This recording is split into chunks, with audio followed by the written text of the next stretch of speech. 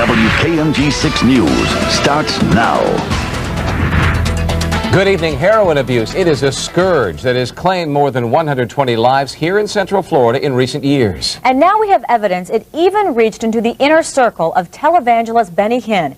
6 News investigator Tony Pipitone has uncovered new information on this story and joins us now live from outside Hinn's Forest City Church. Tony? Well, the church began a drug testing program this year after 2 deaths of heroin-related deaths of trusted Hinn advisors. One of them was so trusted he was Hinn's closest traveling companion, his personal aide. The other one Hinn trusted to take care of his children.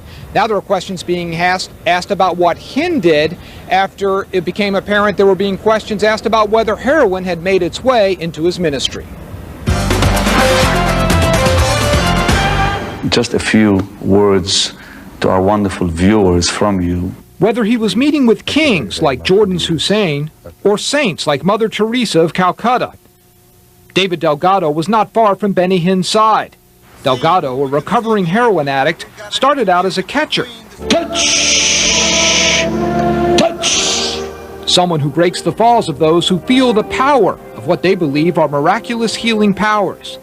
But he quickly became Hinn's closest personal aide, traveling with him for years, attending lavish affairs.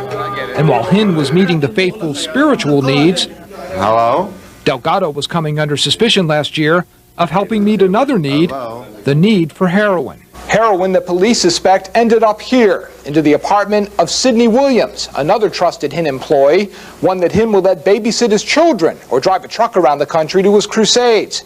Williams returned to his apartment in November 1997 after visiting Delgado. He was found dead the next morning in his bathroom here of a heroin overdose. Suspicion quickly turned to Delgado. Given the circumstances of Mr. Williams' death, clearly Mr. Delgado at least may have had some information about a possible source of the fatal drugs. A homicide investigator asked Hinn's World Outreach Church how he could find Delgado and another church employee who was with Williams the night he had heroin, but he was unable to locate them. Delgado's wife says Hinn told her an investigation into Williams' death was underway. Just weeks after Williams' death, Hinn took Delgado along for another trip, this one to Jordan. Delgado died 2 weeks later from complications related to his heroin abuse. Now, the church has released a statement saying that the ministry had no knowledge of illegal drug use by the 2 employees while they were employed here. It also stresses there is a zero-tolerance policy in place here over illegal drug use. Tony, last week, church lawyers were claiming that the church faced potential destruction, financial ruin, if certain information got out. Is this what they were talking about? Well, no, the church has been very forthcoming with information now on this heroin issue. They are suing, however, to keep an investigator quiet about allegations of corruption and mishandling of money. That investigation led to the termination of several high-level church employees. Lawyers for both the church and investigators are still refusing to comment on that.